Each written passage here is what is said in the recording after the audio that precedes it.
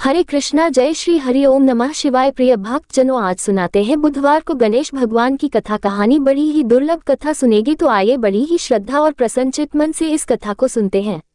चलो कथा सुनाते हैं। वक्रतुंड महाकाय सूर्यकोटि समप्रभा निर्विघ्नं कुरु देवो सर्व कार्येषु सर्वदा। गणपति बाप्पा मोरया, आप और आपके परिवारजनों पर गणेश भगवान का आशीर्वाद सदा बना रहे। प्रिय भक्त जनों, बुधवार व्रत कथा। सबसे पहले मिलकर हम सब गणेश भगवान का ध्यान करें। हे गणपति भगवान, आप 64 कोटि विद्याओं के दाता तथा देवताओं के आचार्य बृहस्पति जी को भी विद्या प्रदान करने वाले हैं। कट को भी अभीष्ट विद्या देने वाले आप हैं। आप द्वद हैं, कवि हैं और कवियों की बुद्धि के स्वामी हैं। मैं आपको प्रणाम करती हूँ, जो अनाथों के बंधु हैं, जिनके दोनों कपोल सिंदूर से शोभायमान है, जो प्रबल विघ्नों का नाश करने में समर्थ हैं, और इंद्र आदि देव जिनकी वंदना करते हैं, उन श्री गणेश का मैं प्रातः काल स्मरण करती हूँ। ओम श्री गणेशाय नमः। प्रिय भक्त जनों, अब आप अपने अपने दुखों के निवारण के लिए और अपनी अपनी मनोकामना की पूर्ति के लिए मन में विश्वास रखकर धैर्य के साथ इस पवित्र कथा को सुनिए। एक समय पार्वती जी ने गणेश जी से पूछा कि गणेश जी, वैशाख के महीने के कृष्ण पक्ष की जो संकटा नामक चतुर्थी कही गई है, उस दिन किस गणेश की किस विधि से पूजन करना चाहिए और उस दिन भोजन में क्या ग्रहण करना चाहिए? वैशाख मास के गणपति देवता का क्या नाम है? उनके पूजन आदि का क्या विधान है? सो ये सब आप मुझसे कहिए। तब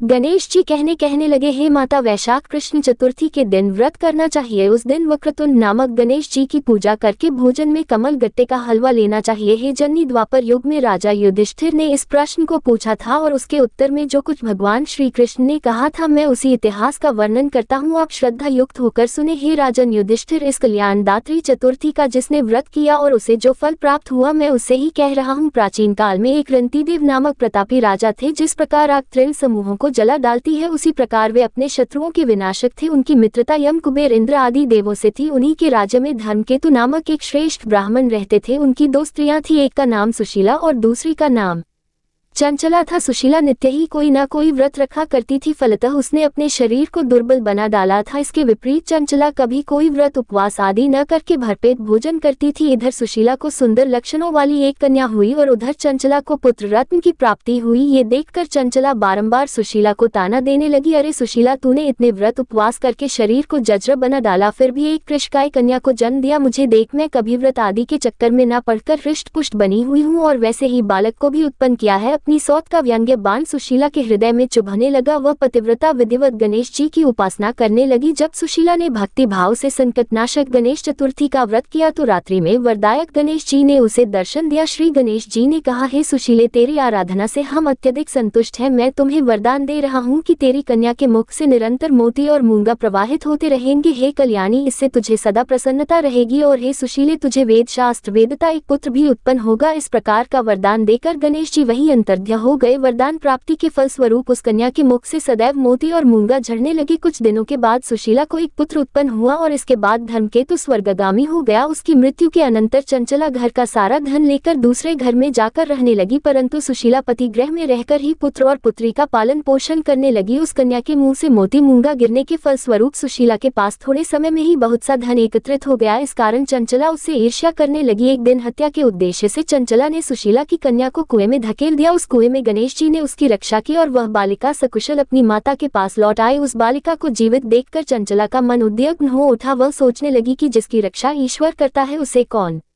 मार सकता है। इधर सुशीला अपनी पुत्री को पुनः प्राप्त कर प्रसन्न हो गई। पुत्री को हृदय से लगाकर उसने कहा, श्री गणेश जी ने तुझे पुनर्जीवन दिया है, नाथों के नाथ गणेश जी ही है। चंचला आकर उसके पैरों में नतमस्तक हुई। इसे देखकर सुशीला के आश्चर्य का ठिकाना ना रहा। चंचला हाथ जोड़कर कहने लगी, हे बहन सुशीले, मैं बहुत ही पापिनी और दुष्टा हूँ, आप मेरे अपराधों को क्षमा कीजिए। आप दयावती हैं, आपने दोनों कुलों का उद्धार कर दिया। जिसका रक्षक देवता होता है, उसका मानव क्या बिगाड़ सकता है? जो लोग संतों एवं सत्पुरुषों का दोष देखते हैं, वे अपनी करनी से स्वयं नाश को प्राप्त होते हैं। इसके बाद चंचला ने भी उस कष्ट निवारक पुण्यदायक संकट नाशक गणेश जी के व्रत को किया। श्री गणेश जी के अनुग्रह से परस्पर उन दोनों में प्रेम भाव स्थापित हो गया, जिस पर गणेश जी की कृपा होती है और उसके शत्रु भी मित्र बन जाते हैं। सुशीला द्वारा संकट नाशक गणेश व्रत किए जाने के कारण ही उसकी सौत चंचला का हृदय परिवर्तन हो गया। श्री गणेश जी कहते हैं कि हे देवी, पूर्वकाल का पूरा वृतांत मैंने आपको सुना दिया। इस लोक में इससे श्रेष्ठ विघ्न विनाशक कोई दूसरा व्रत नहीं है। श्री कृष्ण जी कहते हैं कि हे धर्मराज, आप भी विधि पूर्वक गणेश जी के इस व्रत को कीजिए। इसके करने से आपके शत्रुओं का नाश होगा तथा अष्ट सिद्धियां और नवनिधियां आपके सामने करबद्ध होकर खड़ी रहेंगी। हे धर्मपरायण युधिष्ठिर, आप अपने भाइयों, धर्मपत्नी और माता के सहित इस व्रत को कीजिए। इससे थोड़े समय में ही आप अपने राज्य को प्राप्त कर लेंगे। श्री कृष्ण भगवान के मुख से इस कथा को विस्तार पूर्वक सुनकर तब धर्मराज युधिष्ठिर ने भी भक्ति भाव से वैशाख कृष्ण चतुर्थी का व्रत किया और गणपति भगवान की कृपा से अपने खोए हुए राज्य को पुनः प्राप्त कर लिया। चतुर्थी तिथि आने पर स्नान करने के बाद सोने, चांदी, तांबे, पीतल या मिट्टी से बने भगवान गणेश जी की मूर्ति स्थापित करनी चाहिए। गणेश जी को स्नान कराना चाहिए। इसके बाद जनेऊ धारण करानी चाहिए। अबीर, गुलाल, चंदन, सिंदूर इत्र आदि गणपति जी को अर्पित करनी चाहिए। वस्त्र अर्पित करे, अक्षत चढ़ाए, फूलों से श्रृंगार करे, गणेश मंत्र बोलते हुए दूर्वा अर्पित करे, भगवान को लड्डुओं का या मोदक का भोग लगाए, कपूर जलाएं, धूप दीप से आरती उतारे। इस प्रकार पूजा करने के बाद भगवान से सच्चे मन से क्षमा याचना करे और अंत में प्रसाद को सभी भक्तों में बांट दे। अगर संभव हो सके तो घर में ब्राह्मणों को भोजन कराएं और अपने सामर्थ्य के अनुसार उन्हें दान दक्षिणा दे। इस प्रकार जो भी भक्त विघ्नहर्ता भगवान गणेश जी को समर्पित इस व्रत को करता है, उनके सभी कष्टों का नाश हो जाता है और उन पर सदैव गणेश भगवान की कृपा बनी रहती है। सभी मिलकर प्रेम से बोलिए विघ्नहर्ता भगवान गणेश जी की जय। अब सुनिए चौथ माता की कथा, क्योंकि चतुर्थी का व्रत बिना चौथ माता की कथा के या पूजा के अधूरा रहता है। पौराणिक कथा के अनुसार एक गांव में एक सेठ सेठानी थे। उनके एक बेटा और एक बहू थे। बहू सबको भोजन करा के फिर स्वयं भोजन करती थी। एक पड़ोसन ऐसी भी थी जो रोज पूछती थी कि बहू आज क्या बनाया है, क्या खाया है, तो बहू कहती ठंडो बासी। एक दिन उसके पति ने ऐसा सुनकर विचार किया कि आज तो पकवान बनाए जाएं, फिर देखे कि मेरी पत्नी क्या कहती है। उसने तरह तरह के पकवान बनवाए और घर के सभी लोगों ने एक साथ बैठकर भोजन किया। आज भी पड़ोसन ने पूछा तो बहू ने कहा कि ठंडो बासी सेठ के लड़के ने सोचा हो ना हो, कोई बात अवश्य है जिससे कि मेरी पत्नी ऐसा कहती है। उसने पत्नी से पूछा तुम रोज ठंडो बासी खाया ऐसा क्यों कहती हो, जबकि हम सब ने एक साथ बैठकर कई तरह के पकवान खाए। उसकी पत्नी बोली हम जो खा रहे हैं वह बाप बूढ़ों की कमाई है। जिस दिन आप कमा कर लाओगे उस दिन मैं समझूंगी कि ताज़ा भोजन कर रहे हैं। अब एक दिन लड़के ने माँ से कहा मैं एक बड़े शहर में कमाई करने जा रहा हूँ। माँ बोली बेटा अपने पास इतना धन है कि खाया नहीं खत्म होगा। माँ के मना करने पर भी बेटे ने स्वयं कमाने का दृढ़ निश्चय कर लिया और जाते समय पत्नी से कहा मैं जब तक कमाकर बहुत सा धन लेकर ना आऊं तुम चूल्हे की आग मत बुझने देना। एक दिन चूल्हे की आग बुझ गई तो वह मन ही मन घबराने लगी, कहीं मेरे पति पर संकट तो नहीं आ पड़ा। जल्दी से पड़ोस में से आग लाकर चूल्हे में रख दूं, ऐसा विचार करके पत्नी पड़ोस में गई। वहां पड़ोसन चौथ माता का व्रत और पूजन कर रही थी। पड़ोसन ने कहा थोड़ी देर में आकर ले जाना, तो बहू ने पड़ोसन से पूछा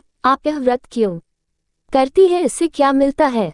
पड़ोसन ने कहा चौथ माता के इस व्रत को करने से अन्न और लक्ष्मी मिलती है और अपनी मनोकामनाएं पूर्ण होती है। अब बहू भी चौथ माता का व्रत करने लगी। दीवार पर उसने चौथ माता का चित्र बनाया। उस दिन घी और गुड़ का चूरमा बनाकर रात्रि को चंद्रमा को अर्घ देकर उसने भोजन किया। ऐसा करते करते बहुत दिन हो गए। चौथ माता ने उस बहू के पति को सपना दिया कि साहूकार का बेटा तू जागे कि सोवे, तेरी पत्नी तुझे बहुत याद कर रही है, घर जाकर उसकी चिंता मिटा दे। तू दुकान खोलकर कंकु केसर का पगलिया बनाकर बैठ जाना, आज तेरा हिसाब किताब हो जाएगा। अब तो चौथ माता ने जैसा कहा था वैसा ही हुआ। उसने घर जाने की तैयारी की और गाड़ी भर की धन दौलत लेकर चल दिया। रास्ते में एक बड़ा सा काला नाग फन फैलाए बैठा था और कहने लगा आज तो मैं तुझे डसूंगा छोड़ूंगा नहीं, आज तेरी आयु पूरी हो गई है। सेठ के लड़के ने कहा आज चौथ माता ने मुझे सपना दिया तो मैं पत्नी से मिलने घर जा रहा हूँ। वहाँ मेरी पत्नी बहुत चिंता कर रही है, मैं उससे मिलकर जरूर आऊंगा, तब तुम मुझे डस लेना। नाग ने कहा तुम शपथ पूर्वक कहकर जाओ तो मैं तुम्हें जाने दूंगा, परंतु लौट कर नहीं आई तो तुम्हारे घर आकर मैं तुम्हें डस लूंगा। इस प्रकार सांप को वचन देकर वह घर पहुंचा। वहां सभी से हंसी खुशी से मिला और भोजन करने उदास होकर बैठ गया। उसकी पत्नी ने उदास होने का कारण पूछा तो पति ने काले नाग वाली बात बताते हुए कहा कि यदि मैं उसके पास नहीं जाऊंगा तो वह घर आकर ही मुझे डस लेगा। पत्नी बहुत चतुर थी, उसने कहा कि आप घबराओ नहीं, लेट जाओ, मैं एक उपाय करती हूँ। पत्नी ने कमरे की 7 पेड़ी धोई। पहली पेड़ी पर रेत, दूसरी पर इत्र, तीसरी पर गुलाल फूल, चौथी पर कंकु केसर, 5वीं पर लड्डू पेड़ा, छठी पर गादी गलीचा और 7वीं पेड़ी पर दूध का कटोरा भरकर रख दिए। इस प्रकार वह 7 ही पेड़ी सजाकर बैठ गई। आधी रात होते ही नाग आकर पेड़ी चढ़ने लगा। पहली पेड़ी पर रेत में लौट गया और कहने लगा कि सेठ की बहू ने आराम तो बहुत दिया पर वचनों से बंद कर आया हूँ, सो डसूंगा अवश्य ही। इसी प्रकार 7 पीढ़ियों पर नाग आराम करता हुआ और कहता हुआ कि डसूंगा जरूर कमरे में जाने ही वाला था कि चौथ माता ने विचार किया कि मैं इसे नहीं बचाऊंगी तो संसार में धर्म कर्म और व्रत पूजन को कौन मानेगा। अब तो गणेश जी, चंद्रमा जी और चौथ माता ने उसे बचाने का विचार किया। चंद्रमा जी ने उजाला किया, चौथ माता ढाल बनी और गणेश जी ने तलवार लेकर नाग को मार दिया और ढाल से ढक दिया। अब बहू भी थकी हारी सो गई। दिन निकला तो लोग बेटे से मिलने आए, परंतु बेटा बहू तो उठे ही नहीं थे। बहुत देर हो गई तो माँ उन्हें उठाने गई। माँ ने सातों पीढ़ियों पर जो कुछ देखा तो वह बहुत ही घबराए और बेटा बहू को आवाज लगाई। बेटा बहू उठे तो देखा कि एक ढाल तलवार वहाँ पड़ी है। अब ढाल उठाए तो वही काला नाग मरा हुआ पड़ा है। बेटा बहू ने सोचा कि आज तो धर्म कर्म ही आड़े आए हैं, जो भगवान गणेश जी और चौथ माता ने अपनी रक्षा की। ही चौथ माता, आपने जैसी सेठ के बेटे बहू की रक्षा की वैसी ही सबकी रक्षा करना। बोलो चौथ माता की जय। अब आप सुनिए श्री गणेश चालीसा पाठ। जय गणपति सद्गुण सदन कविवर बदन कृपाल विघ्न हरण मंगल करण। जय जय जय गिरिजा लाल। जय जय जय गणपति गणराजू मंगल भरण करण शुभ काजू। जय जग बदन सदन सुखदाता विश्व विनायक बुद्धि विधाता वक्रतुंड सुचुन सुहावना तिलक त्रिपुन भाल मन भावन राजत मणि मुक्तन उमाला स्वर्ण मुकुट शिर नयन विशाला पुस्तक पान कुठार त्रिशूलम मोदक भोग सुगंधित फूलम सुंदर पीताम्बर तन साजित चरण पादुका मुनि मन राजित धन शिव सुवन शदानंद व्रता गौरी लालन विश्व विख्याता रिद्धि सिद्धि तव चवर सुधारी मोषक वाहन सोहत द्वारी कहो जन्म शुभ कथा तुम्हारी अति सुचि पावन मंगलकारी। एक समय गिरिराज कुमारी पुत्र हेतु तप कीन्हा भारी भयो यज्ञ जब पूर्ण अनुपा तब पहुँच्यो तुम धरी द्विज रूपा अतिथि जानिक गौरी सुखारी। बहुविधि सेवा करी तुम्हारी अति प्रसन्न हवे तुम वर दीन्हा मात पुत्र हित जो तप की मिलो पुत्र तू बुद्धि विशाला बिना गर्भ धारण यही काला गणनायक गुण ज्ञान निधाना पूजित प्रथम रूप भगवाना अस्कह अंतर ध्यान रूप होवे पालना पर बालक स्वरूप होवे बन शिशु रुदन जब भी तुम ठाना लखमुख सुख नहीं गौरी समाना सकल मगन सुख मंगल गावह नावती सुरन सुमन वर्षावह शंभु उमा बहु दान लुटावह सुर मुनि जत सुख देखन आवह लख अति आनंद मंगल साजा देखन भी आए शनि राजा ने जब गुण गुनी शनि मन माही बालक देखन चाहत नाही गिरजा कछु मन भेद बढ़ायो उत्सव मोर न शनि तू भयो